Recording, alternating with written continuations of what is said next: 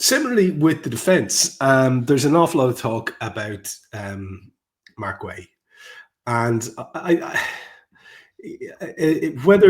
not sure. We'll get, first of all, I'll get your opinion on him and whether you think he is the lad that we should be looking for in this particular moment. There's a David Ornstein tweet on Guehi talking about how Liverpool are still interested in him. But the main gist of this tweet is Newcastle retain a firm interest in Jørgen Strand Larsen, no more advanced than any of the other options. So we know there's many of them that don't seem to be coming to fruition. But the 25-year-old Wolves forward is among a small group being considered. Talks via intermediaries, and Norway International's keen on NUFC.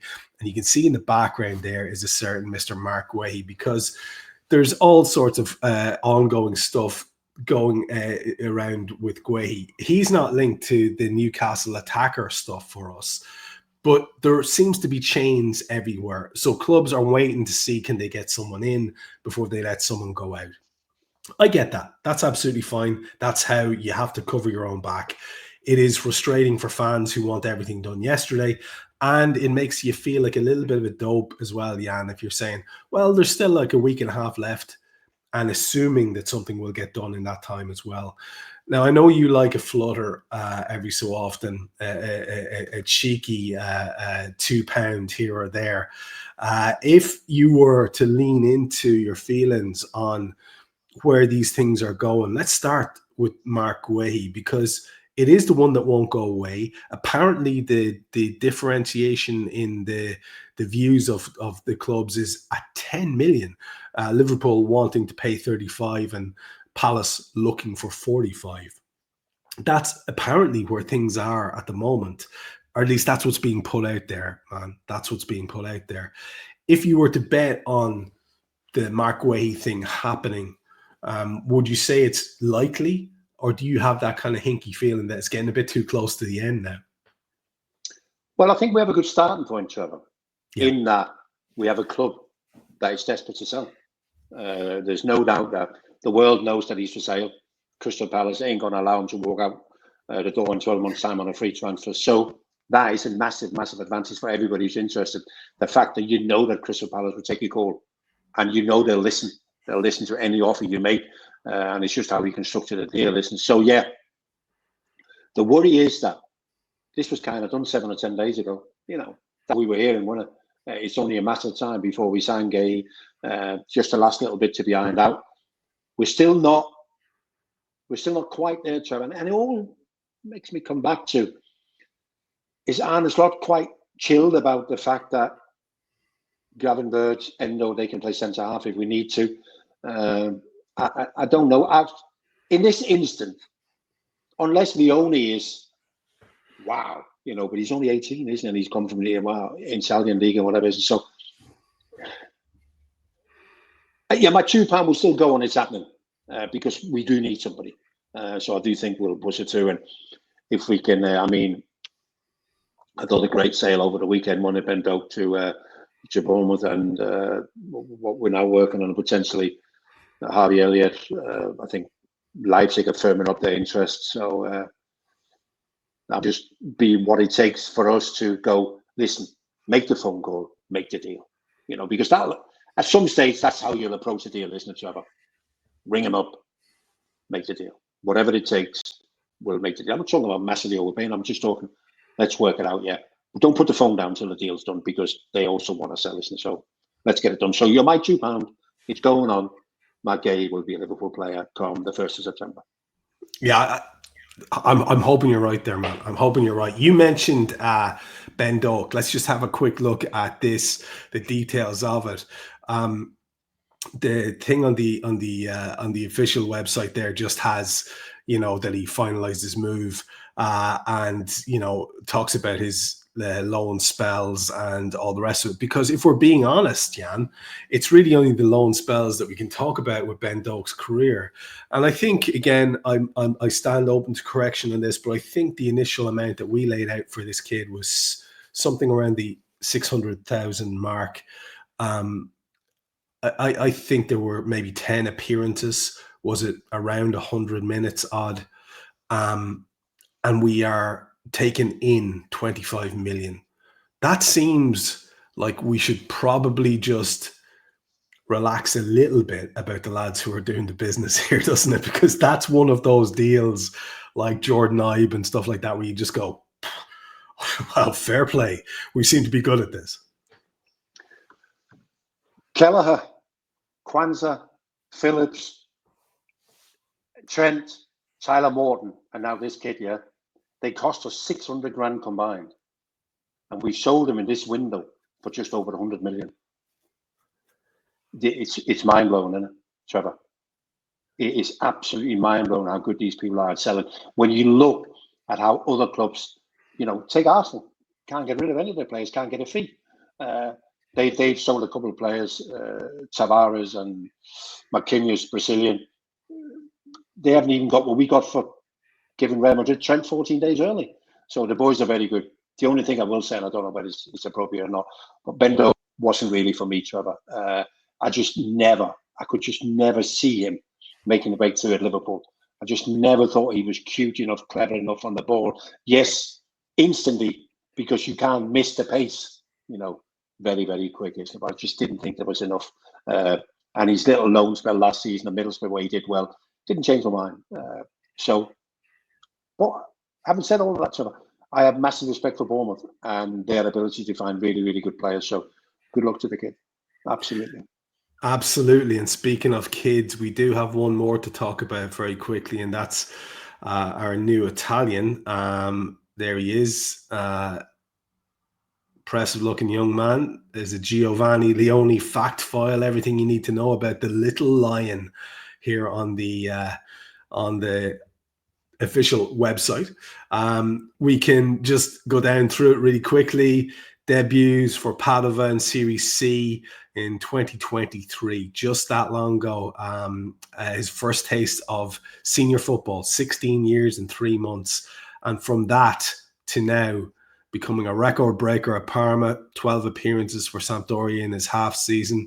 Parma moved to sign him. In his 6th appearance, he became the club's youngest defender in history to score in the top flight, aged 18 years and 50 days.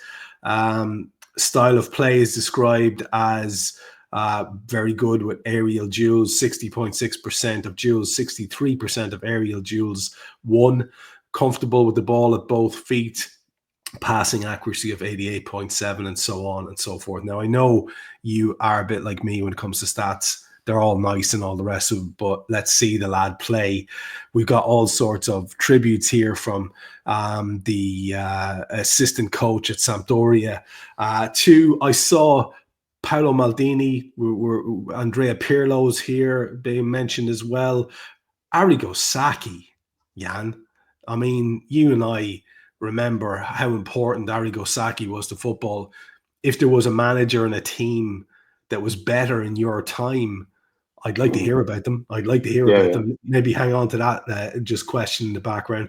But Sacchi says, if someone is good, if someone has their head in the right place, it's immediately obvious. A person can have 200 Serie A games under their belts and still not possess the qualities Leoni displayed in his first half season as an adult. Talent knows no age. Let's also give him the opportunity to make mistakes. At 18, some mistakes are expected and can be forgiven.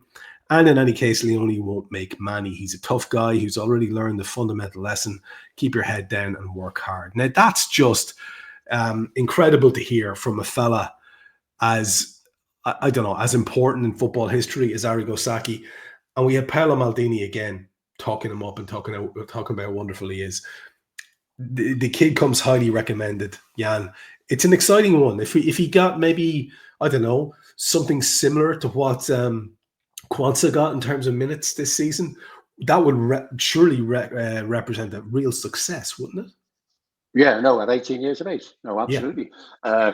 The thing with the quotes there, Trevor, is that none of these people really had to make any quotes about him, did they? True. They've gone out of the way because what they're seeing here is a special young talent. On one hand, I'm kind of gutted I haven't seen him play a bit more than what I have. But if he has the quality that Sacchi mentions, then instantly you will notice that, won't you? And that doesn't mean that the first time you see him, he has to play well. But there'll be some characteristics in his game that you'll go, yeah, I see what people are thinking about this boy. And so I'm looking forward to it. I think he's got potentially a big future. I mean, 18 as a centre half is very, very young, isn't it? But for him already to be at the level where he's at, it looks like another really, really good spot. Not too many, actually, when you look back on it, who have been a success at that tender age. We do remember Maldini being like world-class and impressive as a very young player, but the earliest I remember him being that was 19. At least that's what it was in my head. 18, of course, is a big ask. Just a quick word on that, on Arrigo Sacchi and that Milan team. Did you ever see anything better in your time playing ball or around the game? Liverpool, Trevor. Of course. Let me tell you something. In the 80s, and our manager was Sir Kenny, yeah, and obviously he enjoyed his own Liverpool team, but there was two other teams he really enjoyed watching, which was AC Milan and Denmark. And what he enjoyed was the flexibility in both teams. So it's the one thing, due to the European ban, we kind of look at and go, so from the ban 85, the first 3 years of whoever won it, Steaua Bucharest, PSV Eindhoven, Benfica, whoever it was, you kind of go, we'd have taken all of them. But then you get to the AC Milan era, and then you go, this is when it would have been interesting. Yeah. That's when it would have been interesting, is it? Because, obviously, you mentioned some of them, isn't it? But, three guys I knew really well from my time, Netherlands, and, Rijkaard and Basten and Gullit as well, and, and I still talk to Ruud, and he goes, yeah, and he said, and equally, he said, we used to sit in Italy and watch you guys and think, bloody hell, they can play a bit, he said, but we had the European stage and we could call ourselves the best team in Europe, certainly for a number of years, he said. But yeah, I like to go toe-to-toe with them. But yeah, as I said before, Kenny loved that Milan team. He'd come back on the bus and we were playing cards, and he'd go, can I have a one? You go, fuck not now, Kenny, we're playing cards. Yeah. And he'll go, this is in the old days of Channel 4, Italian football and all that. And he'll go, did you see what they did and how they did that? And then he played and this and that. And yeah. Oh, fucking hell. Yeah, listen, man, we've been doing this so long. I just had this feel in the back of my head. If I cast this line out about have you seen a better team, maybe Jan will take the bite and say Liverpool. Because, dude, that obsessed me. It's obsessed me all my life as a Liverpool fan. What would it have been like to see our 87, 88 through to 90 team going against that lot? It would have been just amazing. And as you said, it would have been incredible, Trevor. Incredible. Absolutely incredible. And of course, I think, it just changes everything as well in terms of the European success and all that. But, very, very